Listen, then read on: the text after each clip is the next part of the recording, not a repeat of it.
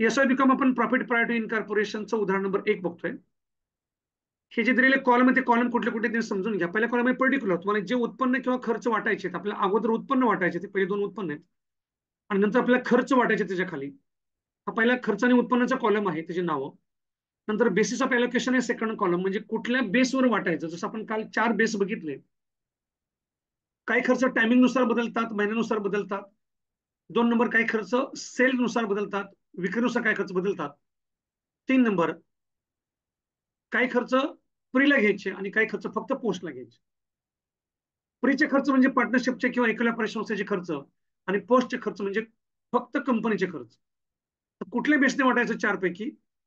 आणि ह्या 4 जर नसेल बसल तर कधी कधी काय असतं, एखाद्या घटकावर काही ऍडजस्टमेंट असते, मग ते ऍडजस्टमेंट वाचायची आणि त्यानुसार तो घटक वाटायचा. जो घटक कुठला टायमिंग नसतो, सेन्सने नसतो किंवा प्री किंवा पोस्टला नसतो, तो त्या ऍडजस्टमेंट जसं दिलेलं आहे त्यानुसार वाटायचं. त्यावेळेस बेसिस काय लिहायचं मग? ऍक्च्युअल, जसं तुम्ही इथे लिहिले बघा पॅट ऍक्च्युअल, ज्याच्यावर ऍडजस्टमेंट आहे ते ऍक्च्युअली वाटायचं. तसा बेसिस ऑफ एलोकेशन कॉलम आहे. नंतर रेशो आहे, तुम्हाला जो वाटायचा ते वाटण्याचा काही रेशो आहे का? 1:2 असतील, आपल्याला तो रेशो काढावा लागतो. जसं टायमिंगचा रेशो असतो. समजा आपण इनकॉर्पोरेशन वर्षाच्या मध्यभागी केलं असेल तर पहिले 6 महिने नंतरचे 6 महिने ह्याचा रेशो 1:1 रेशो आला. समजा पहिले 3 महिने नंतर 9 महिने असतील तर 3 महिने 9 महिने ह्यांचा रेशो कसा येईल? 1:3 येईल. तर यानुसार आपला रेशो काढायचा आहे. टायमिंगचा रेशो आणि सेल्सचा रेशो. प्रिझन पोस्टचा काही रेशो नसतो. पुढं टोटल ती जी अमाऊंट आहे ती एकूण अमाऊंट मांडायची, तर जे तुम्हाला त्यांनी उदाहरण दिले ती अमाऊंट. आणि नंतर त्याची तुम्ही वाटणी कशी केली? जे उत्पन्न आहे ते क्रेडिटला घ्यायचे, हे क्रेडिट कॉलम आहे हा, आणि हा डेबिट कॉलम आहे प्रीचा. पोस्टचा इथं डेबिट कॉलम, इथं क्रेडिट कॉलम. प्रीचे आणि पोस्टचे कॉलम आहेत हे.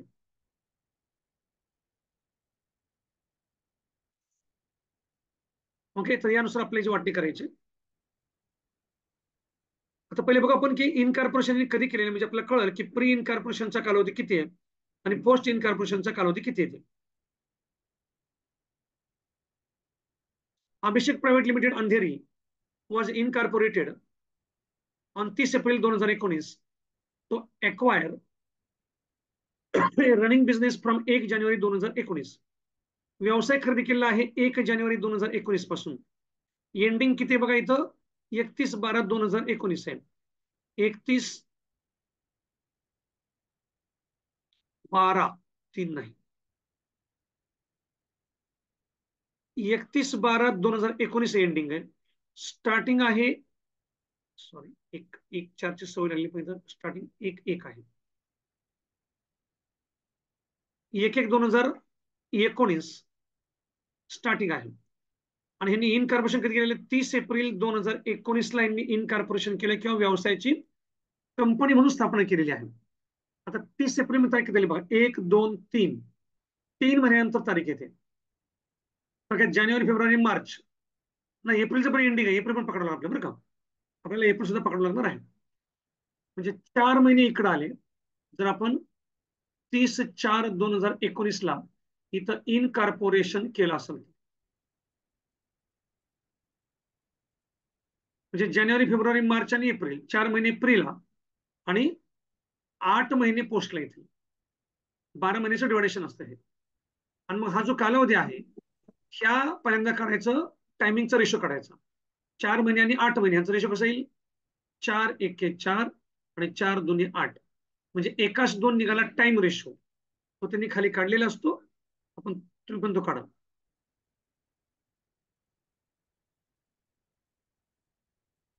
कॅल्क्युलेशन ऑफ टाइम रेशो दिला खाली कुठं?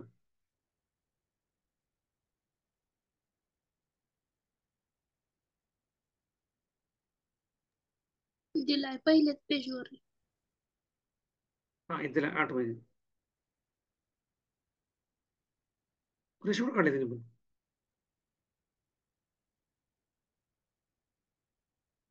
काय करा असेल तुम्ही, खाली घ्या वर्किंग नोट घ्या, खाली वर्किंग नोट त्यामध्ये 1 नंबर घ्या, कॅल्क्युलेशन ऑफ टाइम रेशो.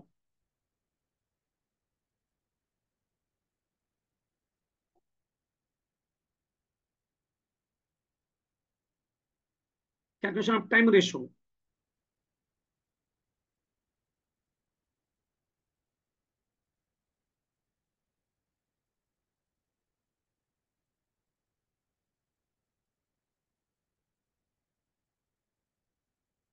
त्यामध्ये प्री इनकॉर्पोरेशन पिरियड किंवा टाइम,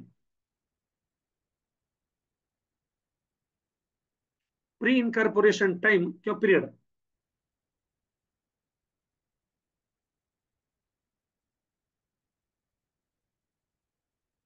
असं लिहा वाटल्यास 1/1/2019 टू 30/4/2019.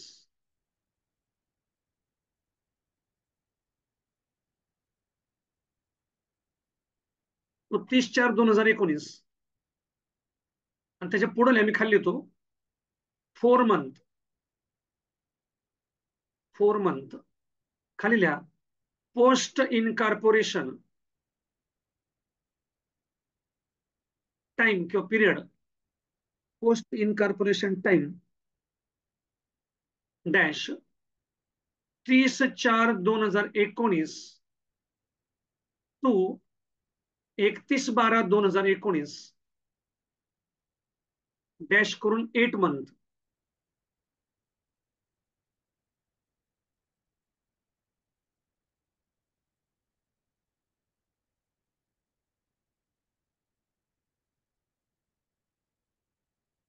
म्हणून टाइम रेशो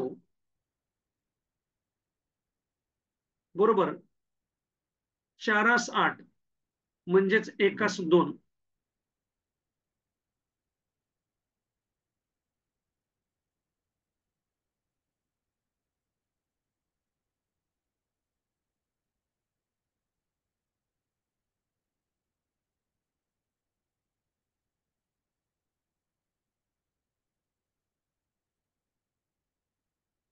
चारा साठचाच अर्थ होतो 1:2 म्हणजे 1:2 रेशोमध्ये हा टाइम रेशो तुम्हाला जे तुम्हाला घटक 1:2 मध्ये टाइम रेशोमध्ये वाटायचे ते 1:2 ह्या रेशोमध्ये वाटा.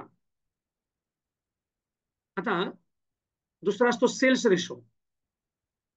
प्री इनकॉर्पोरेशनची विक्री किती बघायची, नंतरची विक्री किती बघायची. म्हणजे 30 एप्रिलच्या अगोदरची विक्री, 30 एप्रिल किंवा 1 मे, बरं का, दोनचा अर्थ एकच होतो, फक्त 30 एप्रिल म्हणजे आजचा दिवस आणि उद्या दिवस म्हणजे 1 मे. 30 एप्रिलच्या आधीची विक्री आणि 30 एप्रिलच्या नंतरची विक्री जी आहे त्या विक्रीचा रेशो काढायचा. पण त्यांची विक्री असं कुठतरी वरती दिलेले बघा, खरॅशमेंट 1 नंबर असेल. The yearly turnover amounted to ₹3 lakh. वर्षाची एकूण विक्री 3 लाख आहे. त्यातले आता 30 एप्रिलच्या अगोदरची किती बघा, ह्याने 30 एप्रिलच्या ऐवजी तारीख वापरली 1 मे. ऑफ विच त्यापैकी sales up to 1 May 2019 were ₹1 lakh. तिथं जरा चुकलंय, तिथं चुकून 10,000 झाले, एक झिरो वाढवा. नवीन नोट्स असतात त्यामध्ये बहुतेक ₹1 लाख असतील. इनकॉर्पोरेशनच्या आधीची विक्री किती, 1 लाख, आणि नंतरची विक्री किती, मग नंतरची विक्री किती असेल,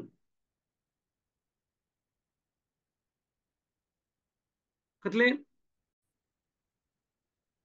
म्हणजे अगोदरची इनकॉर्पोरेशनच्या अगोदरची विक्री ₹1 लाख विक्री आहे आणि नंतरची विक्री आहे ₹2 लाख. तर त्याचा रेशो झाला 1:2 म्हणजे सेम रेशो झाला, टाइम रेशो सारखा झाला. घ्या खाली घ्या, दुसरं वर्किंग नोट घ्या. मी तर म्हणतो खाली घ्या वर्किंग नोट नंबर 2. 1 नंबरच्या वर्किंग नोटच्या खाली घ्या बरं का. कॅल्क्युलेशन ऑफ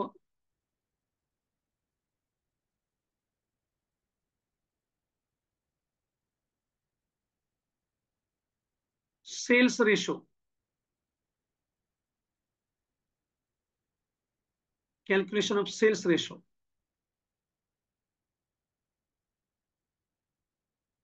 खाली pre incorporation cells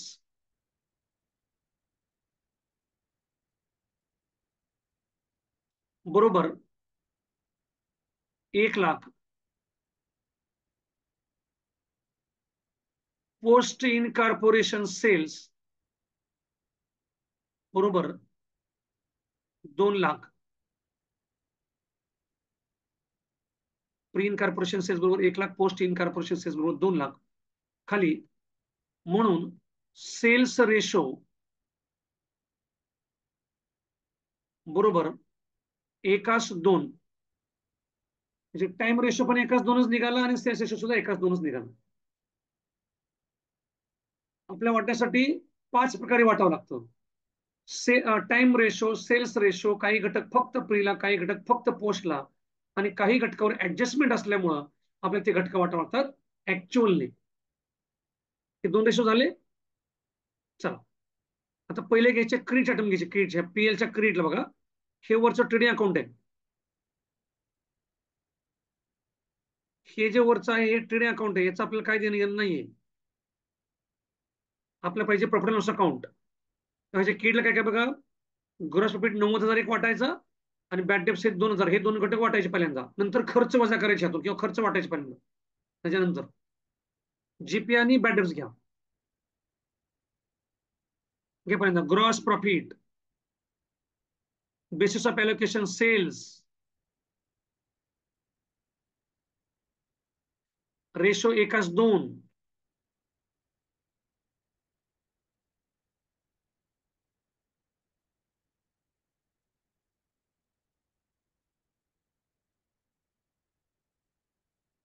ratio 1:2. Amount किती आहे जीपीची?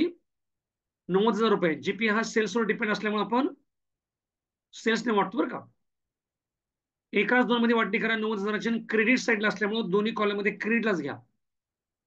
90,000ची वाटणी 1:2 मध्ये कशी करायची? भागिले 3 करायचं, गुणुले 1 गुणुले 2. कॅल्क्युलेटर करा. 30,000 रुपये प्रीच्या क्रेडिटला आणि 60,000 रुपये पोस्टच्या क्रेडिटला. पुढे अजून काय क्रेडिटला बॅड डेप्स आहेत किंवा बॅड डेप्स रिकव्हरी आहे बघा.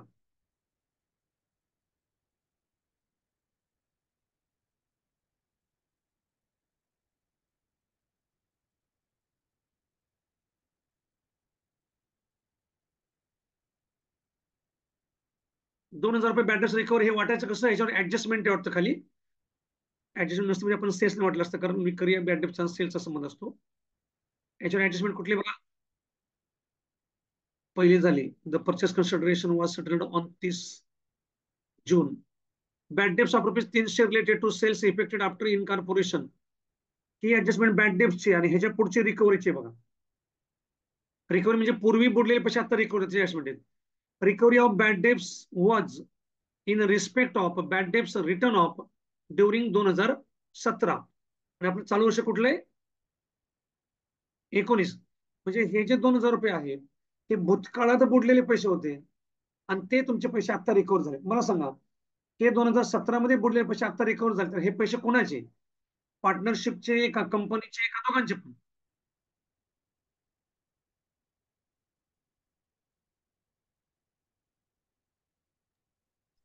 पार्टनरशिपचे. पार्टनरशिपचे. त्याच्यामध्ये दोघांचा काही संबंध नाही, त्याच्यामध्ये कंपनी, कारण पूर्वी कंपनी होती, पूर्वी पार्टनरशिप होती. याची कंपनी आता ती सेपरेट झाली. त्यामुळे कंपनीचा विषय चालू वर्षातल्या उत्पन्नाविषयी किंवा खर्चाविषयी. पैसे बुडले होते 2017 मध्ये, ते पैसे आता मिळते. त्यामुळे हा सगळं उत्पन्न प्रीच आहे. तर हे वाटायचं ऍक्च्युअलने. रेशोला डॅश करा, रेशो नाहीच येणार. टोटल कॉलम मध्ये म्हणतात 2,000 आणि प्रीच्या क्रेडिटला म्हणतात 2,000. प्रीच्या क्रेडिटला म्हणतात 2,000.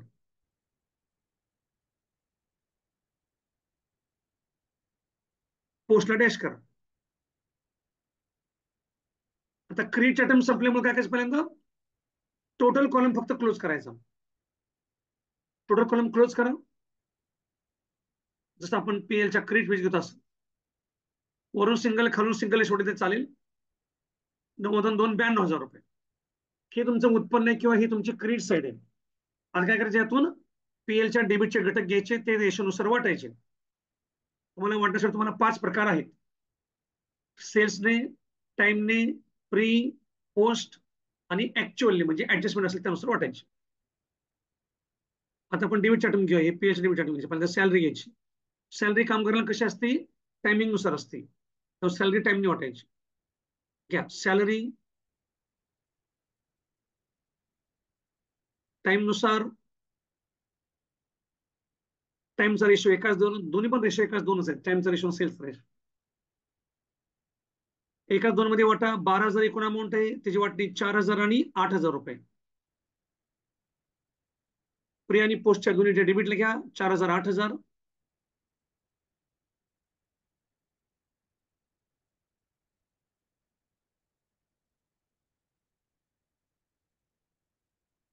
पुढे बॅड डेप्स,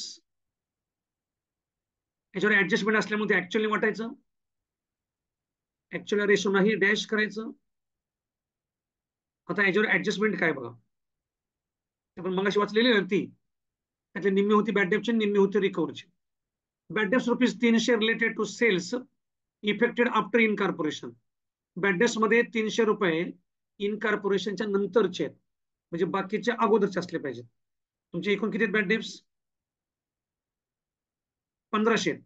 त्यातले 300 नंतरचे म्हणजे 1200 अलीकडचे, प्रीचे 1200 आणि पोस्टचे 300. डेबिट कॉलम मध्ये घ्या बरं का.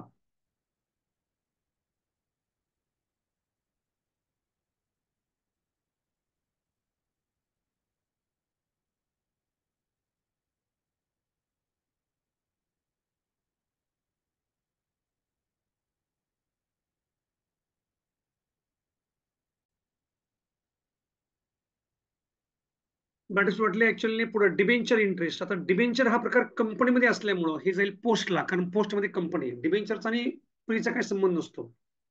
हा, पार्टनरशिप मध्ये डिबेंचर मध्ये गुंतवणूक करून तुम्हाला व्याज मिळू शकतं डिबेंचरचं, पण हे डेबिटला आले म्हणजे खर्च आहे. डिबेंचर हे व्याजाचा खर्च कंपनीचा असतो. पार्टनरशिप मध्ये डिबेंचरचा व्याज होऊ शकत नाही, डिबेंचरचा व्याजाचा खर्च नाही होऊ शकत. तर हे घ्या पोस्टला. बेसिस मध्ये पोस्ट लिहा, ratio dash, total 2500, pre dash, पोस्टला 2500.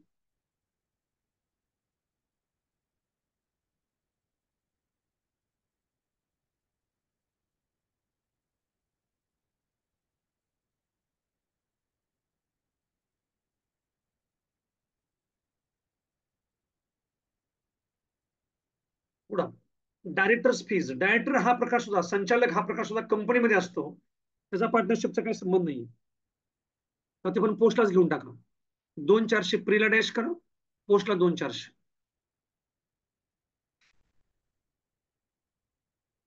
Audit fees, compulsory audit fee कंपनीला असते, त्यामुळे ते कंपनीमध्येच येणार, पोस्टला घेऊन टाका.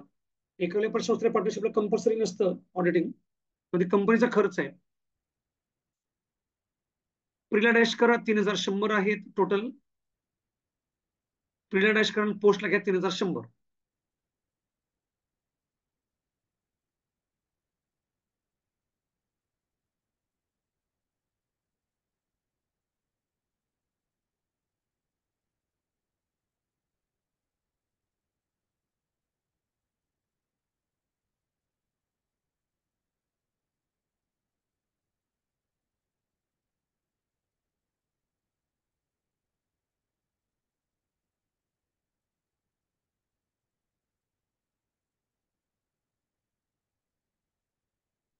पुढे डिस्काउंट अलाउड. आपण डिस्काउंट देत असतो विक्रीवरती. आपण जो माल विकलेला आहे त्या विक्रीवर डिस्काउंट असल्यामुळे ते सेल्सने वाटायचं. डिस्काउंट अलाउड सेल्सने वाटा. सेल्सचा पण रेशो 1:2च आहे. एकूण अमाऊंट 1800. 600ची वाटणी करा, सॉरी 1800ची वाटणी करा 1:2 मध्ये. 1:2 म्हणजे 3 करा. 1800 भागिले 3 केलं, 6×18 600 आणि 6×2 12 1200.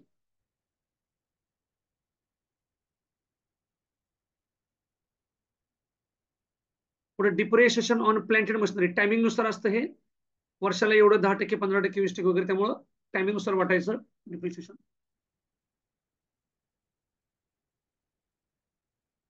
टाइमने वाटा 1:2 मध्ये. 12,000ची वाटणी. 12,000 भागिले 3 करा, 4×12 4000 आणि 4×2 8000.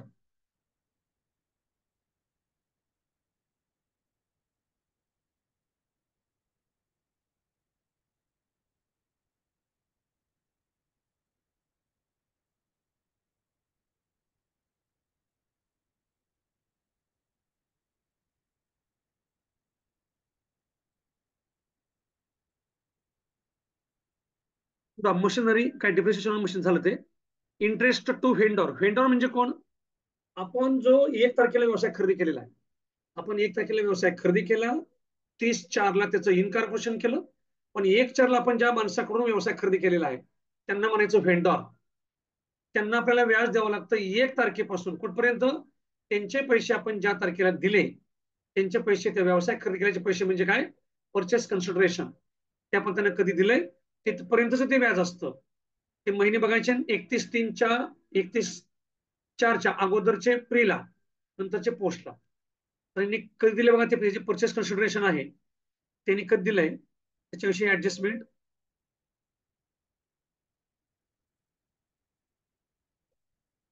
दुसऱ्या ऍडजस्टमेंट बघा. The purchase consideration was settled on 30 जून 2019. 30 जूनला परचेस कन्सिडरेशन सेटल केलेलं आहे. हे बघा, 1 तारखेला इथे व्यवसाय खरेदी केला आपण, आणि 30/4च्या पुढं 5/6 इथं 30 जूनला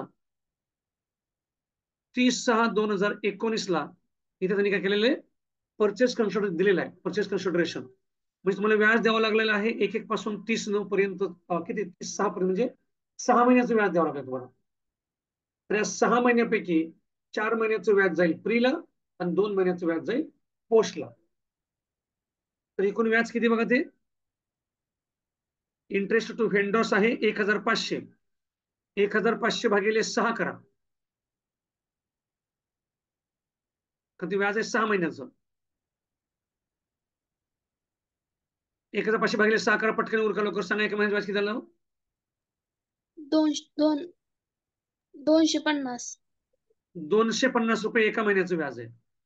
गुणुले 4 करा म्हणजे प्रीला घ्यायचं, गुणुले 2 करा पोस्टला घ्यायचं. सांगा किती किती? 1,500. हा, बरोबर आहे. ते ऍक्च्युअली वाटले बघा, ऍडजस्टमेंट असल्यामुळे ऍक्च्युअल. रेशो डॅश एकूण अमाऊंट 1,500, वाटणी 1,000 आणि 500.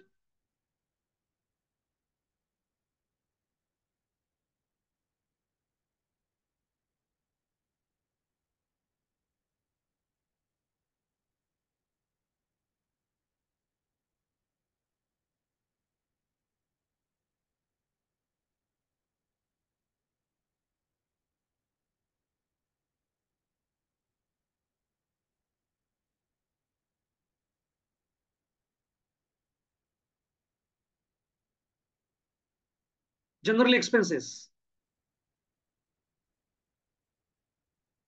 आता जे खर्च इनडायरेक्ट असतात, ज्या खर्चांचा संबंध डायरेक्ट विक्रीशी नसतो, ते खर्च इनडायरेक्ट समजून ते खर्च वाटायचे टाइम रेशोने. तर जनरल एक्सपेन्सेसवर टाइमने वाटा. एकाच 2 मध्ये.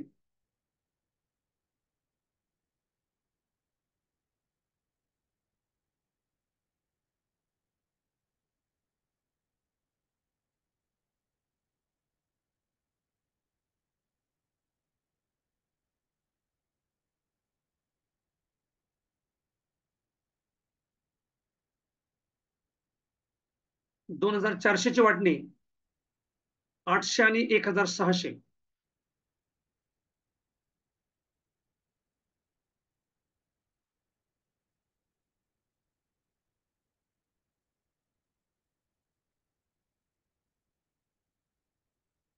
पुढं पब्लिसिटी चार्जेस, विक्री खर्च, तुमचा ऍडव्हर्टाइजमेंटचा खर्च, पब्लिसिटी चार्जेस हे सेल्सने वाटायचे. यांचा संबंध विक्रीशी असतो. सेल्सने एकाच 2 मध्ये वाटायचे. 12,000ची वाटणी 4,000 आणि 8,000 इथे.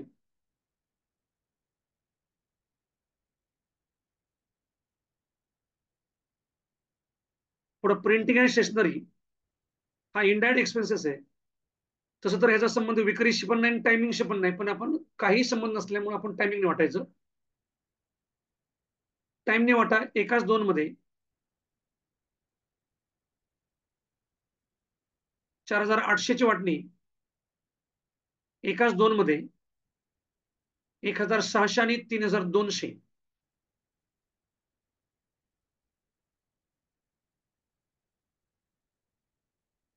पुढं कमिशन ऑन ट्रॅव्हलिंग, जो फिरून माल विकणारा आपला सेल्समन आहे, त्यांनी दिले खाली बघा.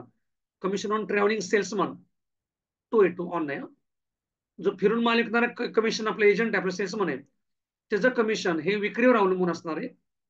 तो जेवढी विक्री जास्त करेल तेवढं त्याला कमिशन आपल्याला जास्त जाईल. कमिशन टू ट्रॅव्हलिंग सेल्समन सेल्सने वाटायचं एकाच 2 मध्ये. 6,000ची वाटणी येईल, 2,000 आणि 4,000 वाटणी येते बघा. हे सगळे आपले खर्च वाटून झाले. आता यांची बेरजा घ्यायच्या आणि वजा करायचे. ओके, आता ह्यांनी जे घेतली बेरीज ही बेरीज घ्यायची गरज नाही आपल्याला बघा. हे हे ना हे तुम्ही घेऊ नका बेरीज.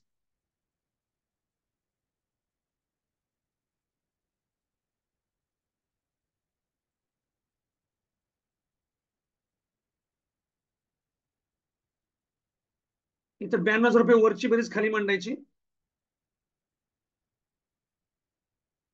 जसं आपण केच वेज डेबिट म्हणतो का नाही पेलच्या, तसं वरची बेरीज खाली मांडायचं 92,000 रुपये. आणि त्यातून हे वरचे सगळे खर्च वजा करा. ज्या खर्चाची यांनी इथं बेरीज मांडली बघा 62,000 रुपये, पण तिथं बेरीज घ्यायची गरज नाही. तुम्हाला वाटलं सोयीस्कर तर तुम्ही तशी बेरीज घ्या, पण गरज नाही. 92 मधून वरचे सगळे खर्च 62,000 रुपये, 62 वजा करून नेट प्रॉफिट 30,000 रुपये हा ऑलरेडी वरती प्रॉफिट अँड लॉस अकाउंटला आलेला होता. इथं आला बघा 30,000 रुपये. आपल्याला फक्त प्री आणि पोस्टचा काढायचा. एकूण नफा आहे 30,000 रुपये. आता प्रीचा क्लोज करा. प्रीच्या क्रीची वेळी जास्त आहे बघा 32,000 रुपये. ते डेबिटला मांडा 32,000 रुपये. क्रीची बेरीज 32,000 रुपये, डेबिटला मांडा 32,000 रुपये.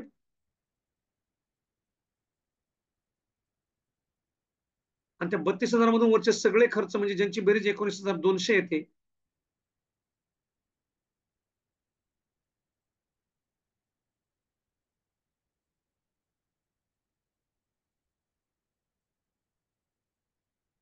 मधून 19,200 रुपये लेस करा. हा झाला प्री इनकॉर्पोरेशनचा प्रॉफिट बघा 12,800 रुपये. 30,000 मधला 12,800 रुपये झाला प्रीचा. 30,000 वजा 12,800 केलं तर बरोबर 17,200 येईल. तुम्ही ते वजा पण करून काढू शकता. 12,800 नफा झाला प्रीचा, म्हणजे त्याला म्हणायचं कॅपिटल प्रॉफिट बरं का. प्रीचा कॅपिटल असतो आणि पोस्टचा रेव्हेन्यू असतो. आता पोस्ट क्लोज करा. पोस्टच्या क्री जास्त आली 60,000 रुपये, डेबिट म्हणा 60,000 रुपये. आणि त्या 60 मधून वरचे सगळे आयटम वजा करा. वरच्यांची बेरीज आलेली 42,800 रुपये. बेरीज ते नाही घेतली तरी चालेल, तुम्ही डायरेक्ट वजा करू शकताय. आणि डिफरन्स आलाय 17,200 रुपये.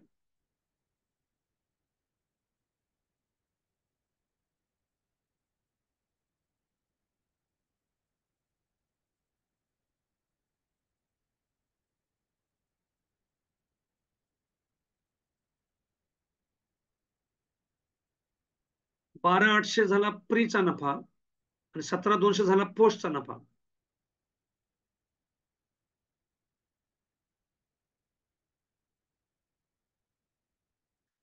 तोच नफा त्यांनी खाली मांडलाय बघा. Total net profit 30,000. Profit prior to incorporation म्हणजे capital profit 12,800. Profit post incorporation म्हणजेच रेव्हेन्यू प्रॉफिट 17,200. जो प्रीचा नफा असतो त्याला म्हणायचं कॅपिटल प्रॉफिट, आणि जो पोस्टचा आहे त्याला म्हणायचं रेव्हेन्यू प्रॉफिट.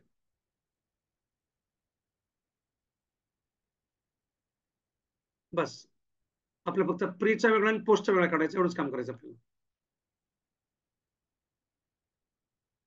जरा कोणाला काय डाऊटचं विचारा.